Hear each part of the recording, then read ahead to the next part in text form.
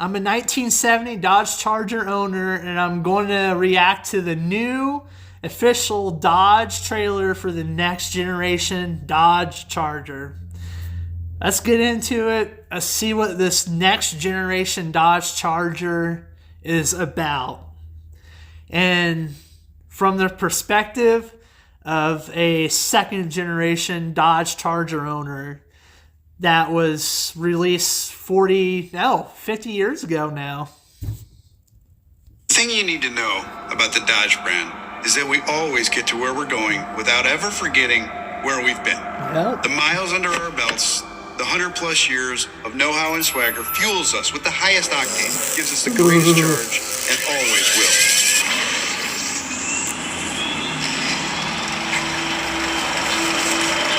Oh, they're going back.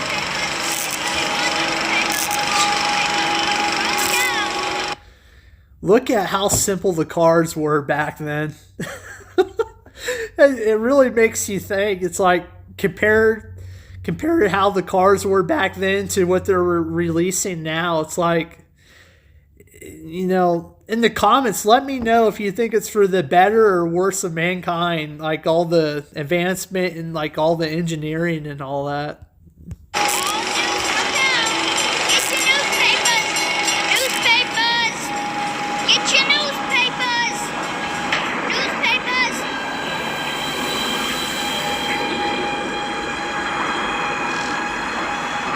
Ooh.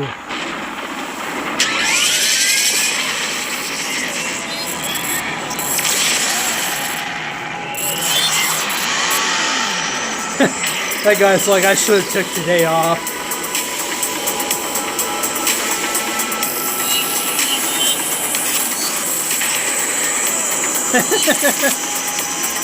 Ooh, yeah, that looks nice.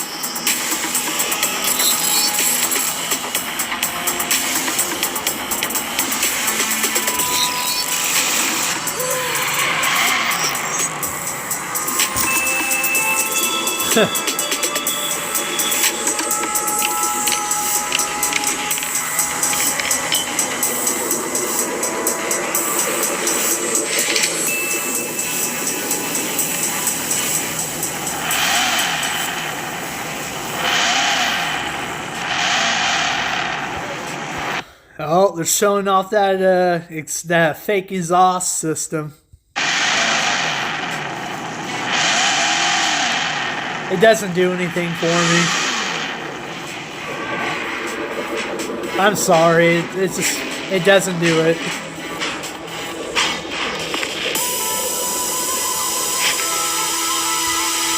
Holy ham-tramming. What is that? And who the hell are you?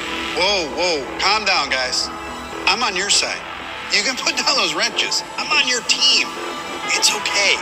Damn, it wasn't easy getting here. And I don't have a lot of time. So here's the deal. You don't realize it yet, but you're at an extremely important decision point in your lives. Do you want to keep working for the system, or do you want to take on the system? Well, I know what we need you to do, and I'm here to make sure you see why. Because we can't afford for you to back down. You're just a couple of incredibly ballsy moves away from ensuring your legacy and making history. And this is your future. I know it sounds crazy, and I swear to you, I haven't been drinking. You're gonna want to get in. Let's just say that you brothers created a brotherhood. You built something more than a car that made the guys across town mad. You guys made your name on big city streets, back roads with moonshiners, and on the high banks of racetracks across America.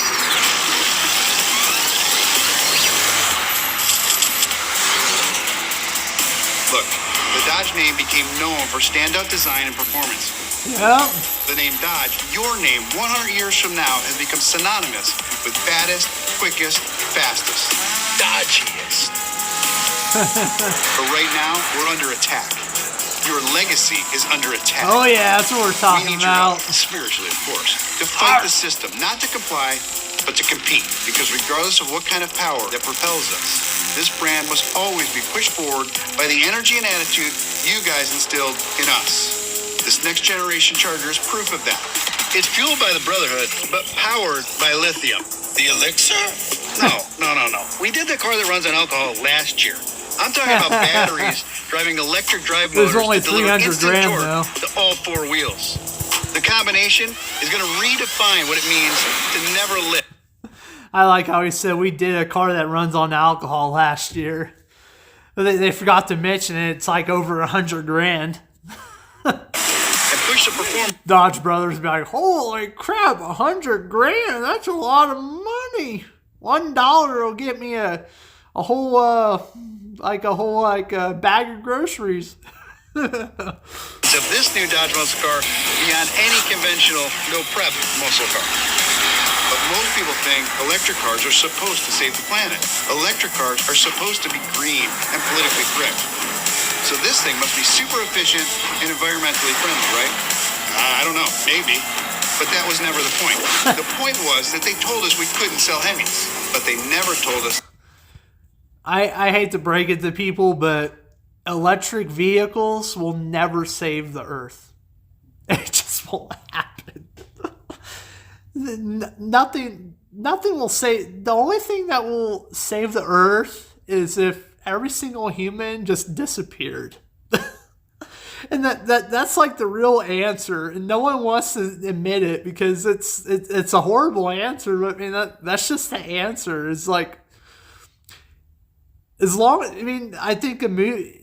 I'm not going to get into it, but as long as there's humans on Earth, there's always going to be pollution. There's always going to be garbage. You know, it's like you go to the scrapyard and you would not just believe how many motherboards and just scrap is just being thrown out constantly every day. It has nothing to do with EVs. They will not save the earth. They will save their companies a lot of money with tax credits though, and I know this. I worked in the renewable energy industry, and they're not concerned with saving the earth. They are concerned with money, the bottom line, and tax credits too. And I was in the meetings. Money and tax credits, and trying to make it cheaper. That's was their main concern. But we can just let them say that EVs are going to save the earth. But I mean, I just have to say they will not. The only real answer to saving the thing is there's every single person could be just disappearing. That will save the pollution and like environmental tampering that we have done and we constantly do every day.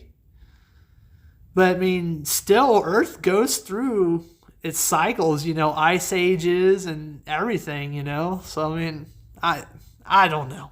We had to be boring and slow. So we took the route, found the gray area. I'll get out of the politics stuff. I don't like doing that. This is not what this reaction video is about. So I don't know. Some people just can't shut up about their opinions, and I guess I'm one of them. And use them against them to build a muscle car, to build a Dodge muscle car, and slide it under the wire that the regulators threw down in front of us like spike strips on the highway. Look, everything that is cool about this car, from the far wing design that doesn't look like a typical battery electric melted jelly bean, to the 325 rear tires, to the E-Rup transmission. That is true. A lot of electric vehicles, they do look like melted jelly beans.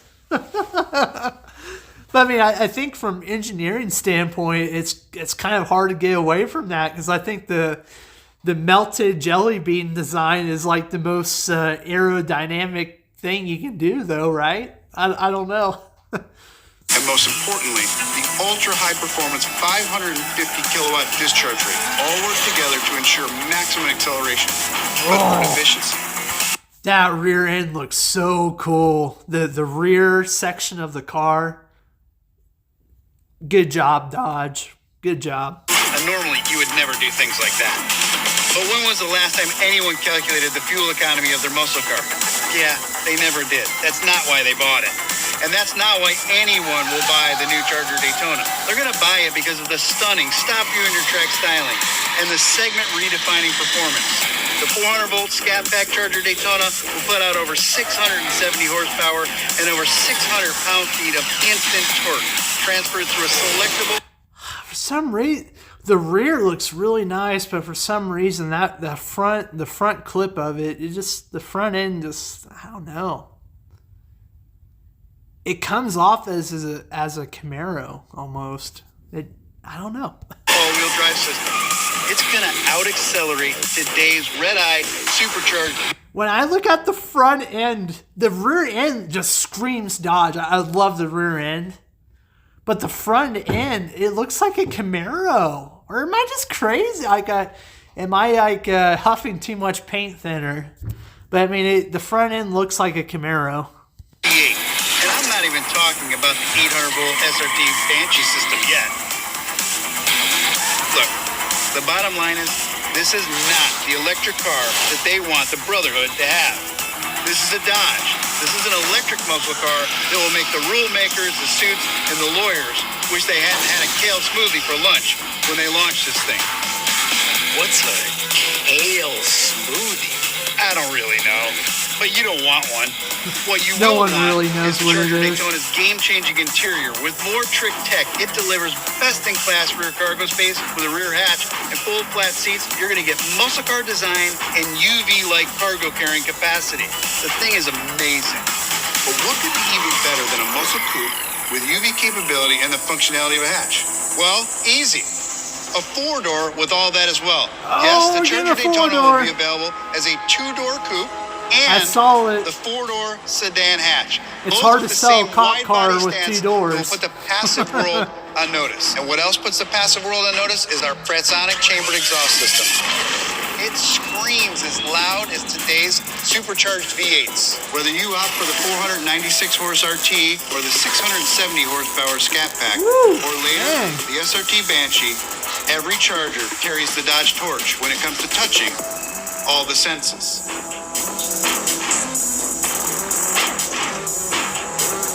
Look, I know most people don't know the history. They don't know that there actually were electric cars before gas cars. And don't know that you guys dedicated your lives to coming up with something better than battery electric vehicles over 100 years ago. So you've got to be wondering why we've come full circle. Well, these electric Dodges are like time machines. They can take you back while launching you forward at the same time. This is more... Back in the 1900s, they weren't no dummies. They did electric cars, and they knew that it just wasn't going to work. They knew it back then. And they weren't dumb. They made electricity. They made cameras. They made radio. I mean, that was the golden age of America. It's like they knew what they were doing. And when they didn't go forward with electric cars, they made the right decision. And we're trying to go against the grain, and it's just going to end up costing people money. It's going to cost time. They're going to soak up the taxpayers' dollars. It's in reality, it's probably going to be worse for the environment, because I mean, where are all these eventually all this stuff is going to go in the junkyard. More than a direct descendant of your origin story. It's a direct connection to the spirit of the past while powering this brand into tomorrow. Oh yeah, that wasn't the sound of the Fransonic chamber in the Banshee. That was the scream of the most power-dense internal combustion engine Dodge has ever installed in a muscle car. In 2025, the all-new Charger will also be available as a six-pack with the twin-turbo Hurricane. Standard output Oh my hits the God, they're streets calling with that a 420 six-pack? horsepower, Woo! and the HO spins the dyno to 550 horsepower. Oh, dang, But that's these a aren't lot. old school engines. No, these Hurricanes embody everything that we've learned about piston power since the doors of the Dodge Brothers shop first swung open. Twin turbos that perform like they're constantly Dang. spooled. And a driveline that houses an 8-speed transmission and an all-wheel drive system standard. But it's a Dodge. So we also let you turn it off and tear it up like a traditional rear-wheel drive muscle car. Wow. This is what a We're brand getting can build engine. when you're We're always getting building on a IC promise engine. to never Nice. lift. This is what happens when you We're getting an IC engine. We're getting an inline 6 though. Wah, wah, wah. And don't even get me started in the comments about people saying what's wrong with the V6 muscle car. Don't get me. I've had friends that had V6 muscle cars, and almost every single one at the end they say, "I just should have got the V8." You know, it's like, what's the point? But what makes me excited is they're putting IC engines in that car. So what would stop them from putting the V8 Hellcat engine in it eventually? I'm excited. That's great news. I think that's awesome news.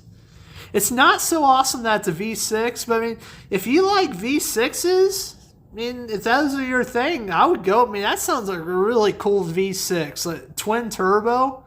That's really cool. I would get it. It's just me personally, I wouldn't shell out that much money for a V6 inline six. Sorry, you know, it would have to be a V8. Work to deliver, never before, again and again.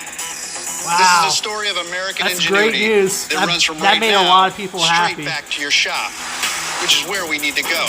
Because you've got work to do, a legacy to cement, to build a foundation and a bridge to the future.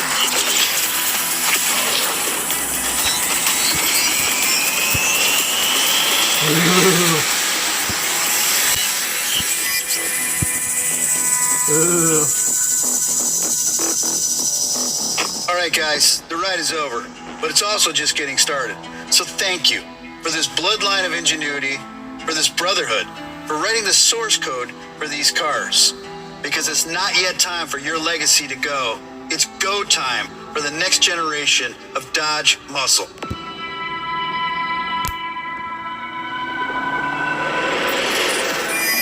You're like, what just happened?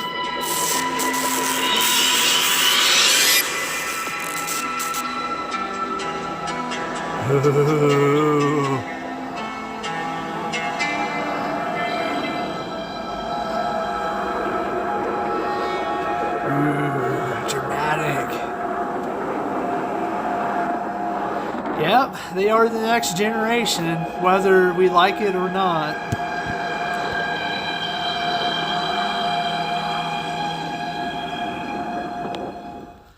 Oh, wow. Wow. That was a banger. I just wrapped up on that announcement trailer from the official Dodge channel for the next generation Dodge Charger. And, wow, I'm pretty excited in some ways not so. And in some ways I'm just like mad, you know? And I'll start off with the good. The rear section, oh my God, it looks beautiful. The front section, the front end of it looks, I don't know, it just looks weird. The interior looks really nice interior. In the video, it was really showing off that the fake exhaust system, you know, and they give it some weird name that I can't even pronounce, you know. And it's like to me as a consumer, it's like, why would I pay for this feature for my car to sound like a actual muscle car? It doesn't make sense to me, but they were showing that off in there. I guess it sounded like it sounded. I'll just leave it at that. But what were the other highlights? The commercial itself was a little corny. I mean, I'll be honest with you. I mean, I don't know, Dodge is usually, in my opinion, Dodge is usually better in this as far as like advertisements and stuff. You know, I mean, I don't know. Just the whole trailer was pretty corny, in my opinion. You know, it was kind of corny. You know, then you know what else would speak to me in that commercial? I think my major highlight was when they unveiled the 6-pack, the inline, I guess it's a twin turbo inline 6. That is very exciting to me for one reason, not the engine, because who buys a muscle car with a V6? And don't you get me started in the comments section, because I've had friends that bought V6 muscle cars, And it's always at the end they say, man, I should have just got the V8. And I'm like, well, yeah, you should have. But yeah, so it has the inline V6. They're calling it the 6-pack. Yeah. So they have that. And that gets me excited, not just for the engine, but if they're putting, and they have all the stuff to put an IC engine in that car, who's to say they won't eventually put a V8? And I think that's what everybody's going to wait for. Everybody's just waiting to see if they're going to put a Hellcat engine in that baby. That's, I'm just saying it like it is, you know. And it's like, and either way it goes, it's like right now I'm not a buyer of this car. The front end just looks too weird for me. Like the front end just, I don't know, just doesn't really do anything for me right now. The rear end really gets my gears turning. I like the rear end. I'm a rear end man. But yeah, right now I would not be a buyer, and I think that's how a lot of Dodge fans feel. Please leave a comment if you agree. But or like. But right now I'm not a buyer. Why would I pay for an electric muscle car? That makes no sense. Why?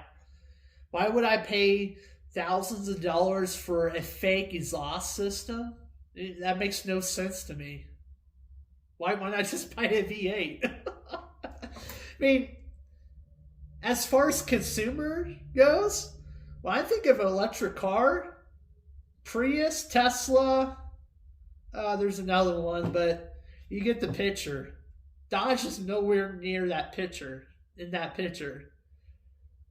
But it's the opposite, though, because when I think of muscle car I want to buy for the weekends or seldom go to work, guess what's the first thing in my mind? Dodge, Ford. That's about it. I'm not a real big Camaro guy. I'm just not. Never really. You know what? I'll change it. I'll say Dodge, Ford, and Chevy. Just for I do like the Corvettes. Corvettes are pretty cool. I will admit that. But yeah, it's the opposite. But it's like electric muscle car. Why would I need an electric muscle car? That makes no sense. The whole reason I buy a muscle car is so I go on a date, or I go to the movies, or I go cruising on the weekends. I can open up that throttle. It sounds good. You can hear the vibrations. It's the whole aura. It has electric vehicle muscle car Frankenstein monster. That's the last thing that pops up in my head. I'm just going to be honest with you. But with that being said, I see how a lot of people would like it, But when this comes out, I imagine that's another thing is I wish they would have showed the price, But I'm gonna try to keep it to the trailer, keep it to what was in the trailer. But what was another thing? Definitely that V6. The back end looked really menacing. The front end just didn't. I don't know. But I guess that would pretty much summarize the commercial. I don't know. It was a pretty cheesy commercial, to be honest with you. And usually Dodge is on. Years ago, I remember this one commercial, and it's still in my head to this day, where they had like a reenactment of the Revolutionary War, and they had George Washington with the American flag hanging out the window, and he was in the Challenger, and he was charging the British with it, And even to this day, it's like, wow, whoever made that commercial, you deserve a raise, because that's like, a bald eagle watched that video and it put hair on his head that day. That's how cool that commercial was. It's like And they went from that to this, and it's like, I don't. I mean, the commercial it seemed pretty corny. I'm not gonna lie, it seemed pretty corny. I don't know. I mean, I bet you the guy that was in it, Tim Kanuskis or whatever, I bet he's got to be sweating bullets because I mean, even in his mind, he has to know that this probably is not going to work. It's not going to end well. Who wants an EV Dodge muscle car? I mean, you're looking at. I mean, the B body Chargers have been my life for the last ever since I got out of high school. It's given me a reason to make more money, to do more in life. You know, it's just I gravitated towards it. The only thing that I get more obsessive about is probably, you know, seeking more enlightenment, you know, towards God. You know, I mean that's how dear I hold these cars. And the fact that I would say I would not buy an EV muscle Dodge Charger or whatever, I mean, I think that speaks volumes because, I mean, I would have to say that's probably what a lot of the Dodge fan base is thinking. Let me know in the comments, you know, it's like, would you trade in your Hellcat for an EV muscle car? The only thing I can think of is the insurance rates on that son of a gun so high that you will. I know the insurance rates are crazy right now, you know. But yeah, I mean the commercial is really cool. It did have some really cool things. I just don't know. I think I think Fiat sold this brand just at the right time. They sold it to Stellantis, and whoever decided to do that, they probably got a raise because I mean, I don't know. I think this is going to be a dark couple of years for Dodge because this last year, I mean, the sale. I mean, I don't know who was buying these new Hellcats and these $60,000, $100,000, $200,000 trim package cars. But I mean, it's like ridiculous. And it's like, I think we're at a time now where like the consumer is like really, I mean, I don't know, it might be the friends that I have, but a lot of people I know, they do not have that kind of money, including myself. You know, I mean, it's like, I'm not going to leverage that much money for a car, you know. I don't know. I think Dodge is in for a rough couple years. I'll leave it at that. Especially they're releasing this product line, and I'm kind of the consumer for it. And I feel like alienated, you know, because it's like, you know, because like you know how they in the trailer. They brought in the two Dodge brothers. Well, now is the perfect way to do it because they brought in and he was talking to the brothers and is pretty much saying all the IC engines are dead. We're going to EVs, and he's selling them the car and stuff. And he wasn't doing that for the Dodge brothers. The Dodge brothers was the consumer base. It was me. It was the people, they're consumers that have been buying their products for the last 40 years. They're saying, hey, don't beat us up. We have to do this, you know. That's kind of like how I interpreted it, you know.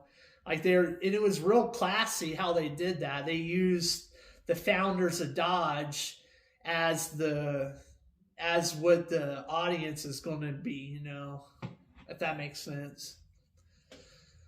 But, yeah, I mean, you know, if you're interested in this car, I mean, I'm sure you're going to be happy with it. You're definitely going to get attention with it.